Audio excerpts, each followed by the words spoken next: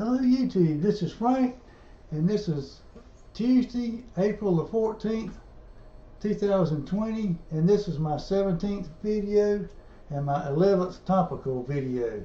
And today I was going to talk about the coronavirus and look at the second derivative of that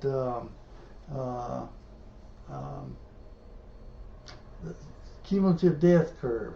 Now, suppose we have an idealized serve model, and we're going to have a fictional country called Coronaland, and we're just going to let the coronavirus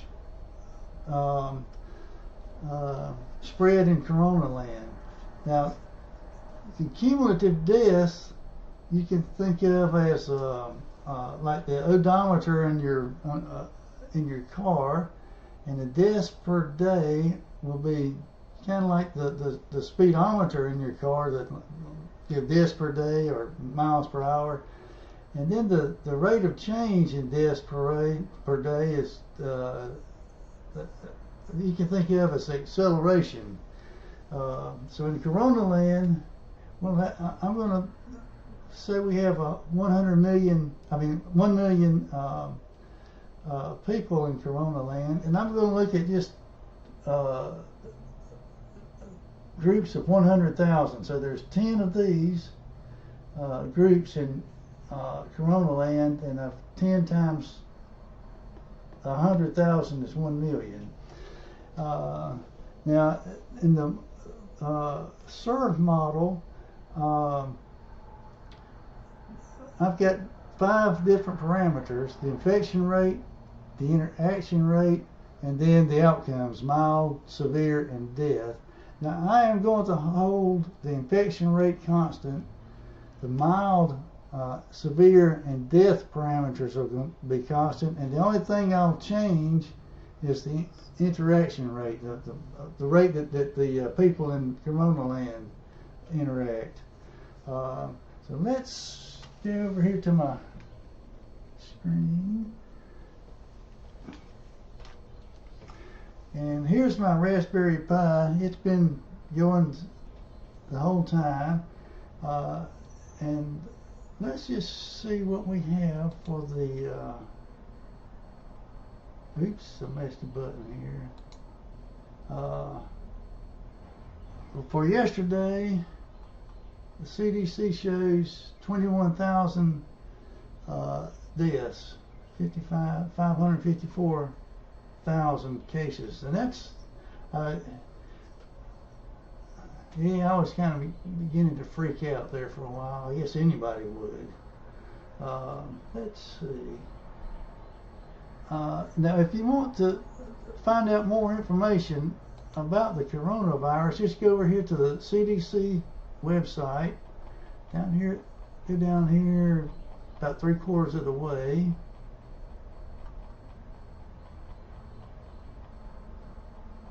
Let's see. Science at CDC. Just click this banner here, and that takes you to that morbidity and mortality weekly page. And right here, just click more, and that gives some of the reports from the CDC. These are very good reports. I find a lot of good information in these reports. Okay, so let's go over here to my model. This is just my sample bucket of 100,000 people, and then for all the people in Coronaland, I've got the infection rate, the interaction rate, mild, severe, and the death rate. And the only thing I'll change is this one right here. And I'm going to keep it constant for this video, just to keep everything simple. Okay, so let's get us a date. Oops, wrong button.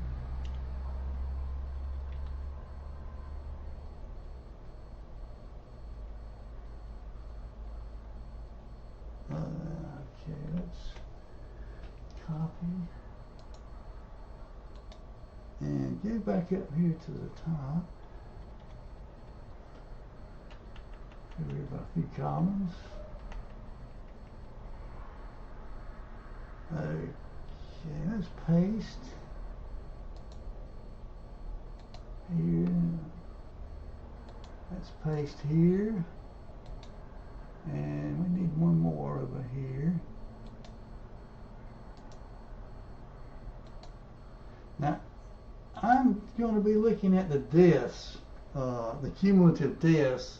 For some reason in Coronaland they don't have, they don't test everybody, and so there's no way to know the real and positive true number of cases of coronavirus. So, but they do have an accurate count of the deaths, so that's the only thing that I'm going to look at. So let's look at W4. And these, let's copy and oops, wrong button.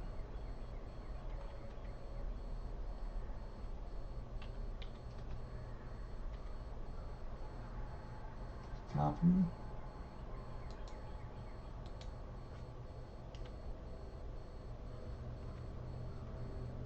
Let's paste.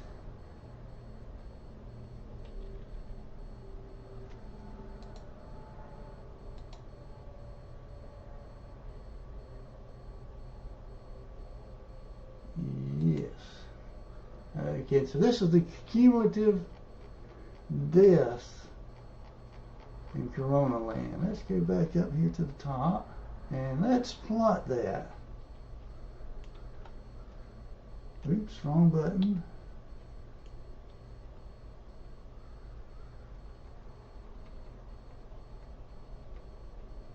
Oops.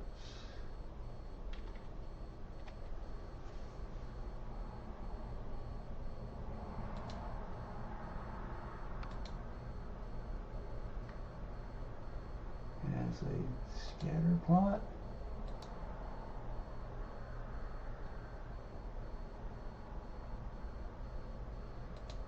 Okay, so this is the cumulative deaths for the coronavirus. Let's see if I can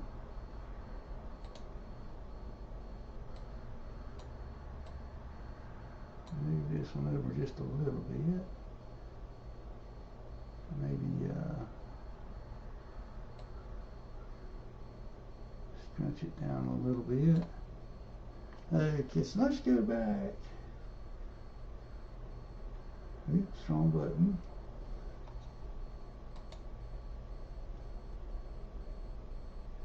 Okay, let's go back to the top. Now in this column, I'm going to look at the change in deaths per day. So that is what, AD 5 minus AD 4. And let's copy.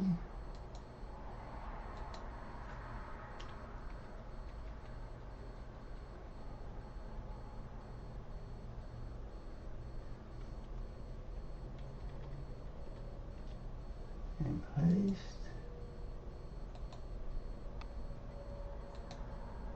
And let's change those over to the number cells. Okay. So now we have numbers instead of dates. Let's go to the top. Now let's plot this. Oops, wrong button.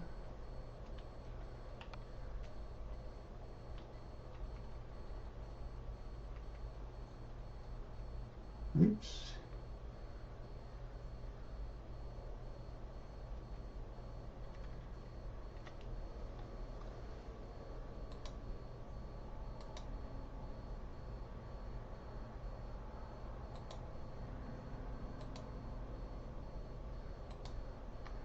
Okay, so this is the change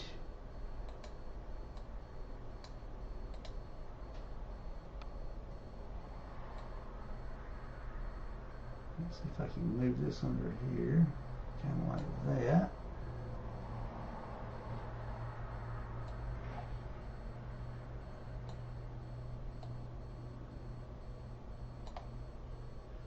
And it's going to spruce this one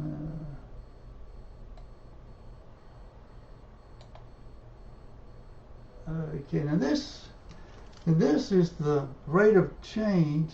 Now this is the speed, the number of deaths per day, the change in, so this is like the speed of that. There's a peak right there. That's the slope of that curve up there. So it goes up. It's positive, positive, positive, and then this slows down. And there's the very peak number of deaths right there at when that curve is the slope of that curve is 0. So let's look at the acceleration, and that's going to be. Oops, let me get to the top. Oops, wrong button.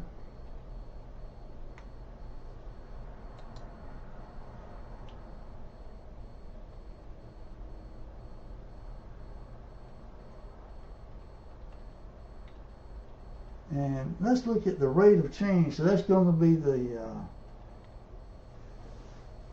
AG 6 minus AG 5.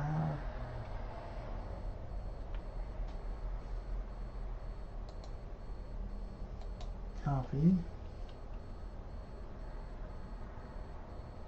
And this is going to be how fast the number of deaths per day is changing. Let's paste. And let's go up to the top. And let's plot this one.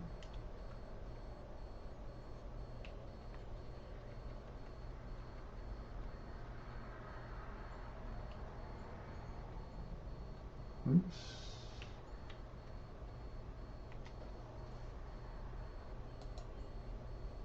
Oops, I gotta go.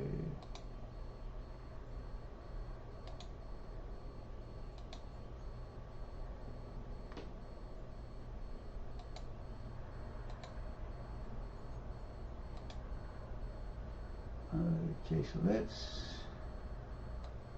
spruce this one up. See if we can move it.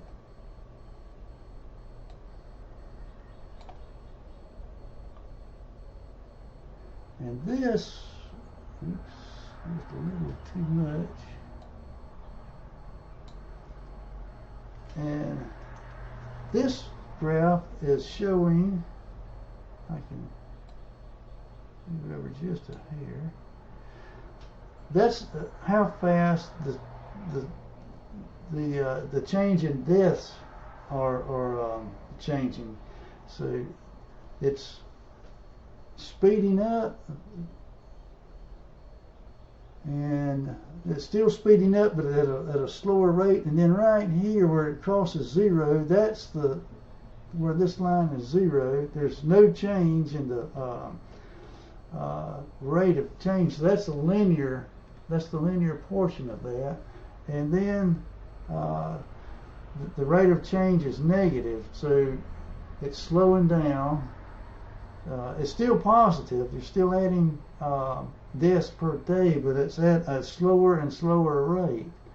Now that is the second derivative of the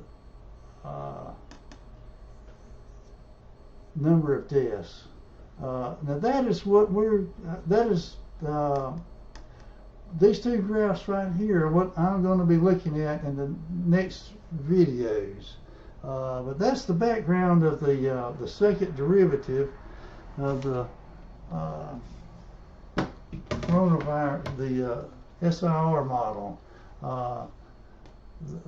The cumulative deaths, the speed of the deaths, and the rate of change of the deaths.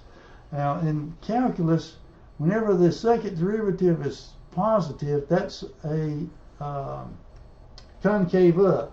Concave up. When the second derivative is negative, that's concave down. So it's going that way. That tells you that'll tell us when we're reached the peak and are going down on the other side of the peak. Thank you.